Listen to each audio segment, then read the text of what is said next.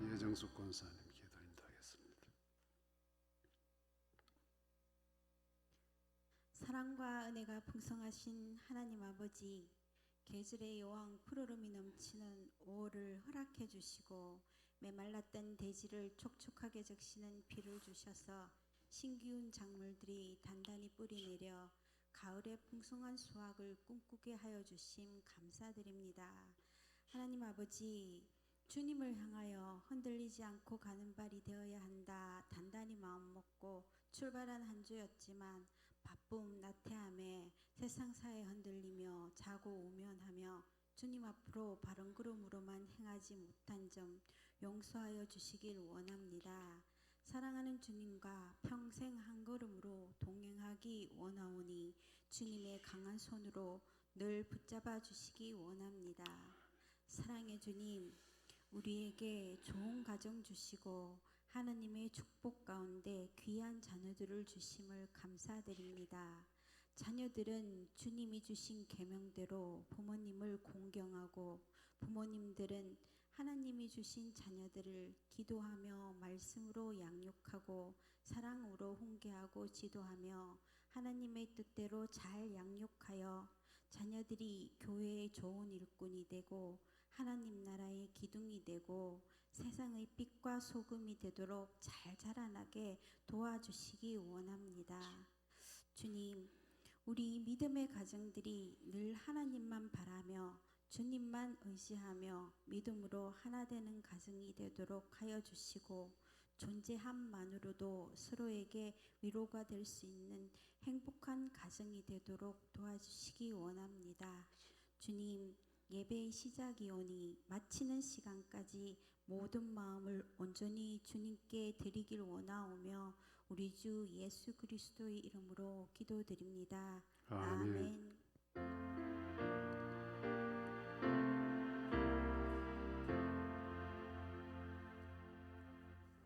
하나님 말씀 사사기 6장 25절 27절까지.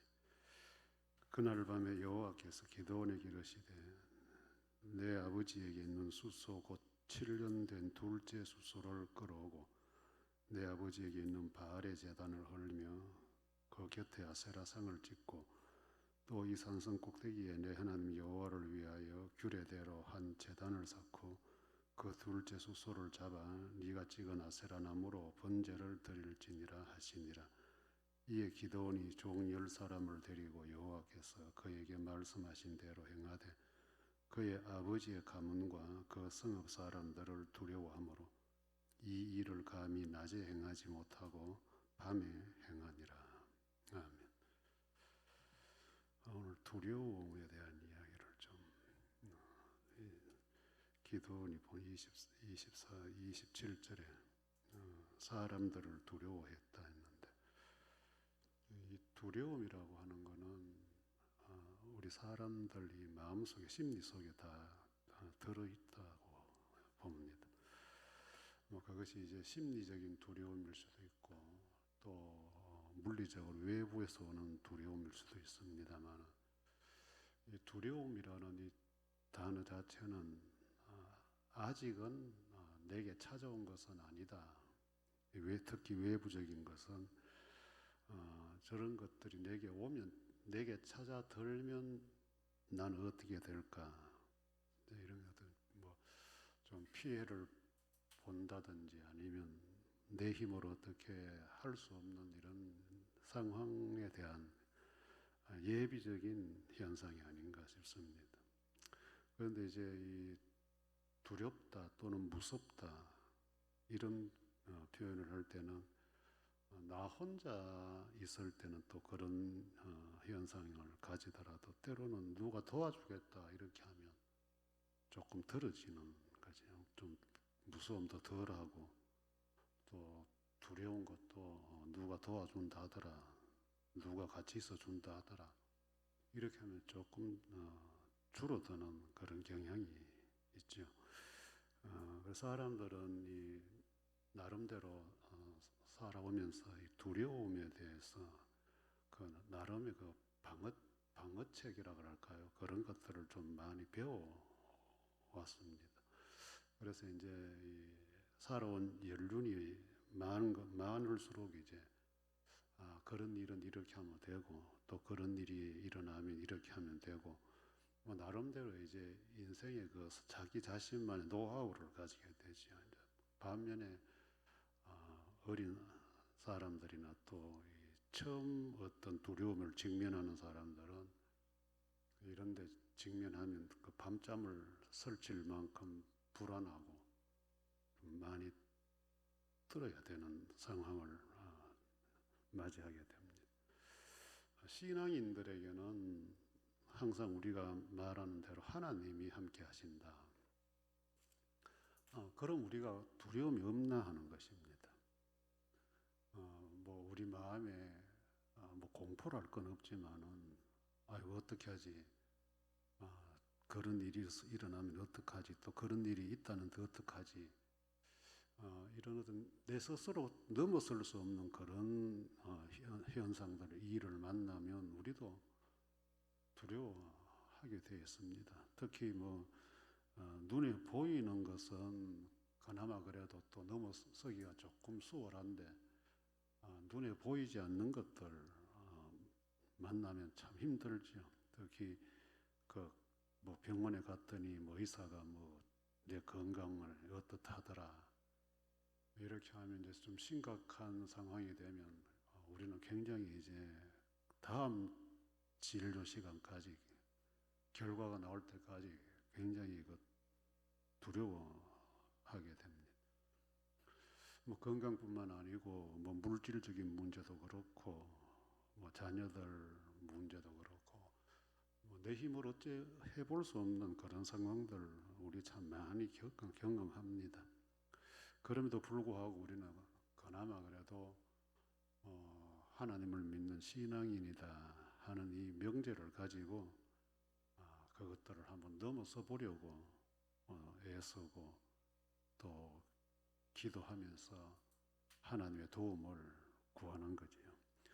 오늘 기도는 이 사람은 출발할 때부터 뭔가 조금 위태위태한 사람이라고 제가 말씀을 드렸는데 하나님이 이스라엘의 지도자로 세워보려고 이래 하는데 굉장히 시작할 때도 이 미대한 사람들을 좀 이렇게 두려워해서 그 밀을 포도주 틀에서 타자겠다 이렇게 이제 앞부분에서 제가 이야기를 했는데 뭐 타작하는 그게 뭐 그래 두려울까? 그런데 미디안 사람 자기들을 지배하고 있는 미디안 사람들이 혹시 해코지 않을까? 밀을 뺏어 가진 않을까?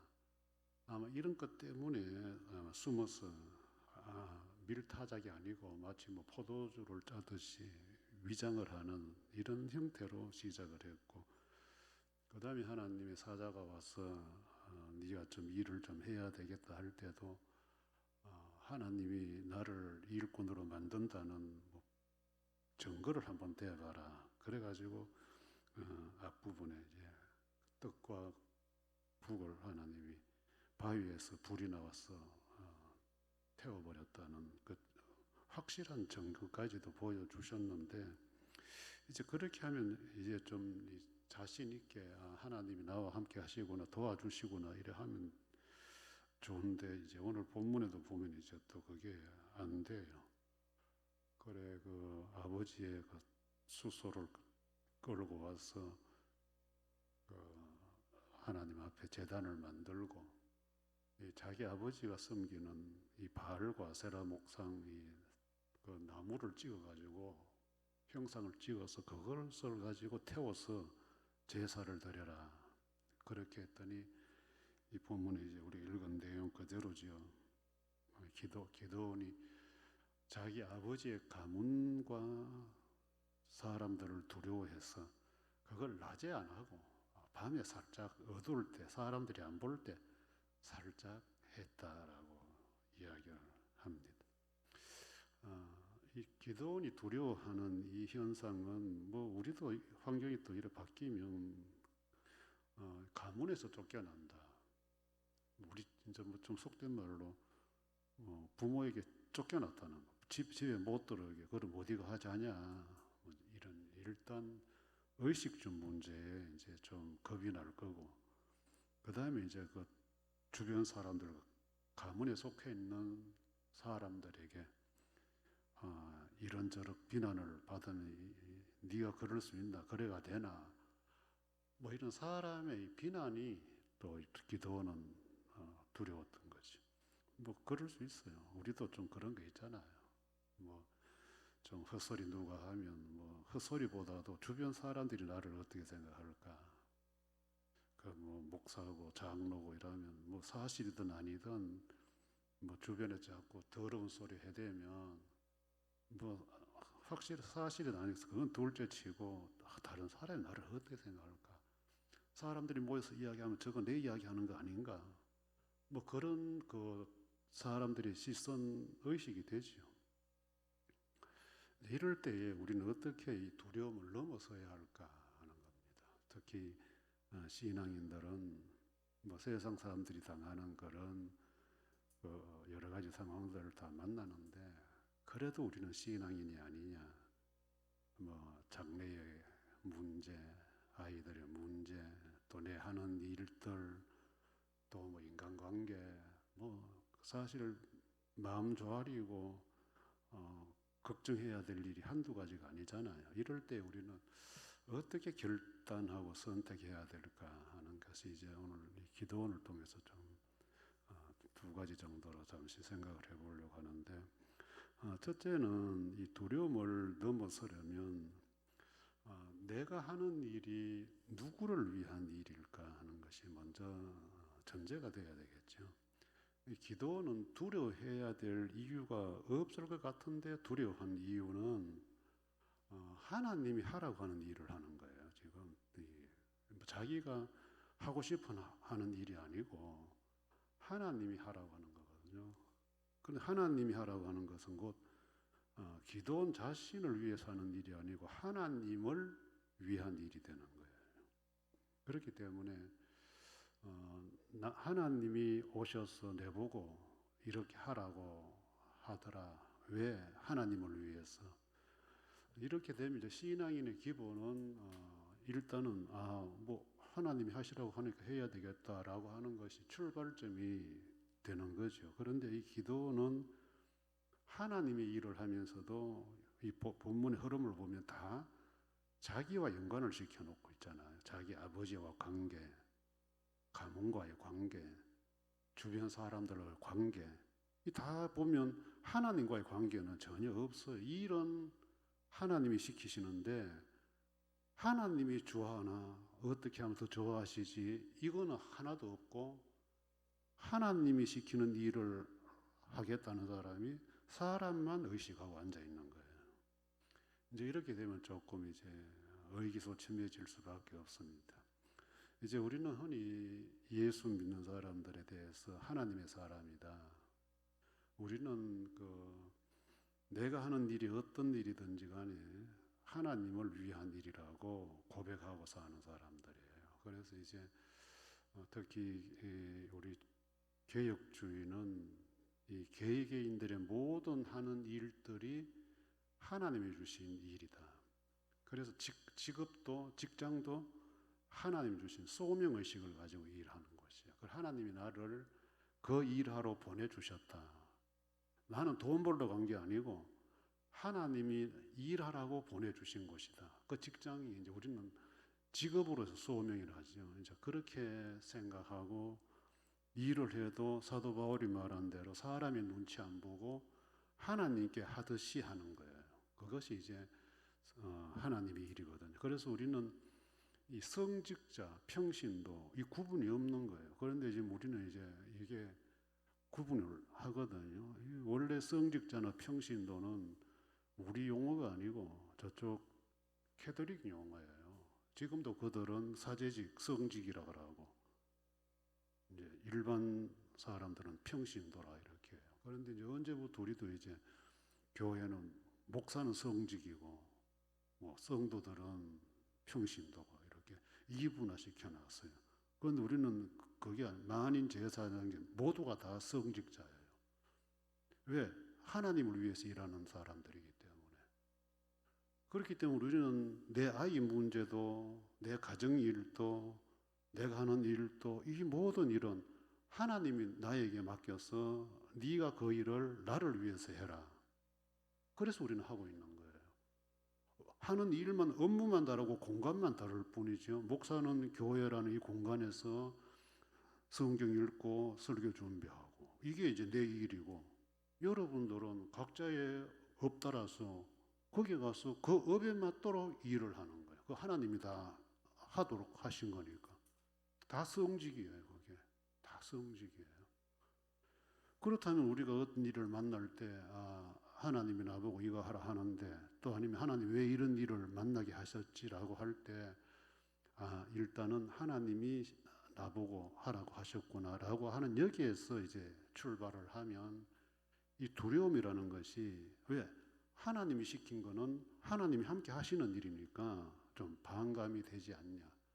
처음에 80%, 90% 두려움을 가지고 있다가 이제 서서히 하나님이 내게 하라고 하시는구나 라고 하는 것이 믿어지기 시작하면 그 두려움이 이제 반감이 되는 거죠. 그래서 다윗 같은 사람도 막 이렇게 힘들고 어려울 때 두렵고 무서워서 막 도망다니고 이랬지만은 나중에 보니까 쥐가 어디를 가든지 하나님이 자기와 함께 하는 걸 알게 되는 거죠.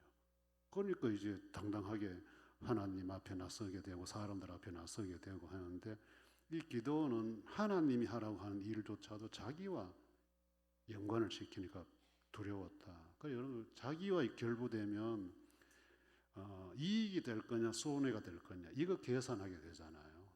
잃을 것이 많으냐 얻을 것이 많으냐 이거 계산하면 이제 잃을 것이 많다고 확신이 되면 두렵죠. 못하죠. 하고 싶지 않죠. 그거는 피하고 싶고. 그런데 얻을 것이 많다고 하면 두려움이 없어요. 하고 싶은 거예요.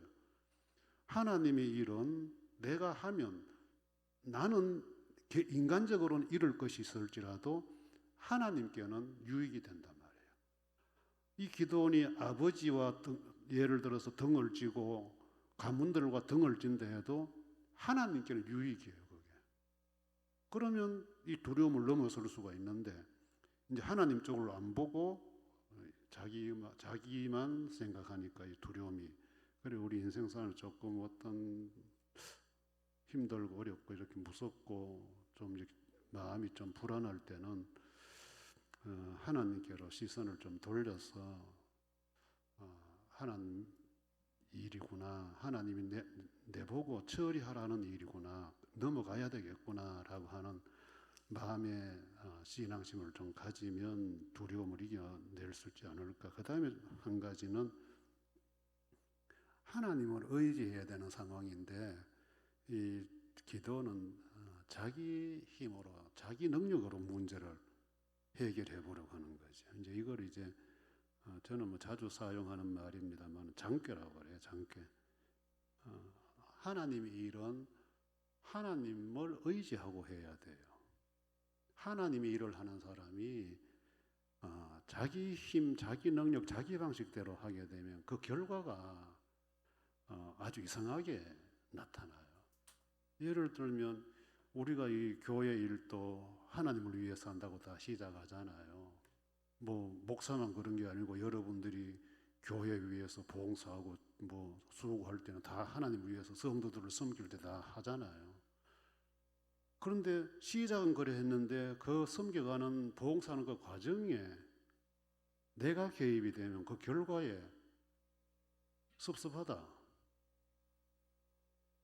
그럴 수 있나? 이제 원망 불평이 마지막에 나와져요. 하나님을 위해서 하는 일, 하나님을 의지하고 하는 일은 감사만 있어야 돼요. 내가 하나님의 은혜로 이렇게 오늘 또 했다. 감사합니다.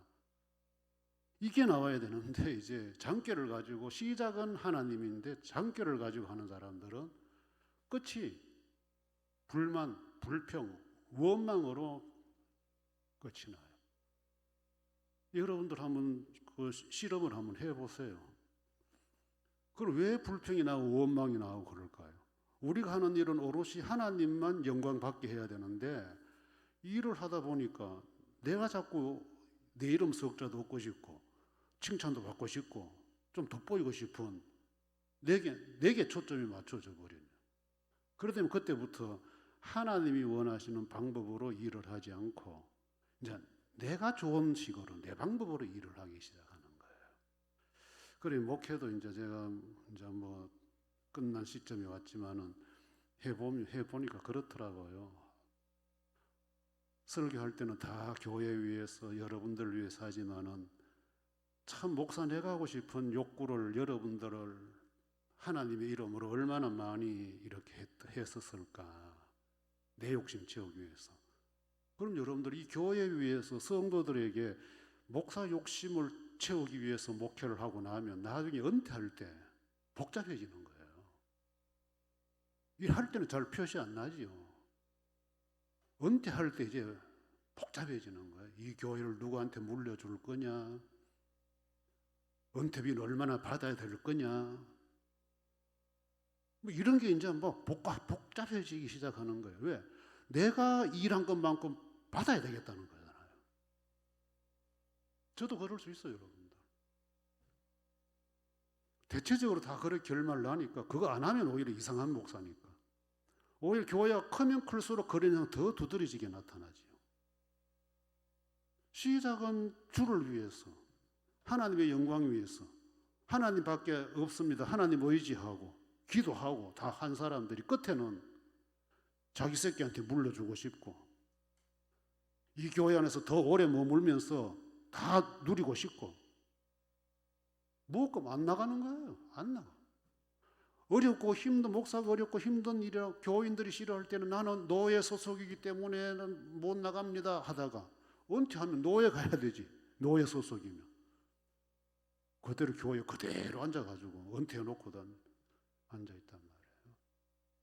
이게 이제 저는 개인적으로 참 나는 안 그래야지 하는데 모르겠어요. 자신이 없는데 자꾸 말을 해버려야 안 그러겠죠. 엉큼하게 말 안 하고 가만히 있다가 나중에 그러면 안 되기 때문에 저는 자꾸 제 말을 해버리는데 우리 인생도 그래요. 하나님 위해서 한다고 시작했지만은 끝을 보면 알아요. 아, 저 사람은 하나님 한 게 아니다. 지 욕심, 지 방식대로, 지 고집대로 뒤에가 말이 아름답지가 못해. 깨끗하지가 못하고 상큼하지 못하고 할렐루야 감사합니다 찬송합니다 이게 없어. 씹어대. 알아주니 못 알아주니 내가 어떻게 했는데 뭐 어떻게 손 여러분들 짜배기입니다. 짜배기 신앙이에요. 이 기도는 이제 그런 식으로 갔는데 그래 결국 낮에는 못하고 밤에 살짝 했어요. 그 뒤에 이제 어떻게 하나님이 또 이용하고 기도는 또 어떻게 반응하는가. 이 기도는 참 읽어볼수록 재미있는 부분이 있는데 그래도 하나님은 기도를 통해서 일하시더라는 것. 이 한 주간 여러분들 또 어떤 우리가 어려움 두려움 또 만날지 몰라요. 그럴 때 하나님이 시작하시는구나. 하나님밖에 없구나. 변치 않는 일관된 마음으로 두려움을 넘어서면 좋겠어요. 주 예수 그리스도의 은혜와 하나님의 사랑과 성령의 교통하심이 너희 무리와 함께 있을지어다. 아멘.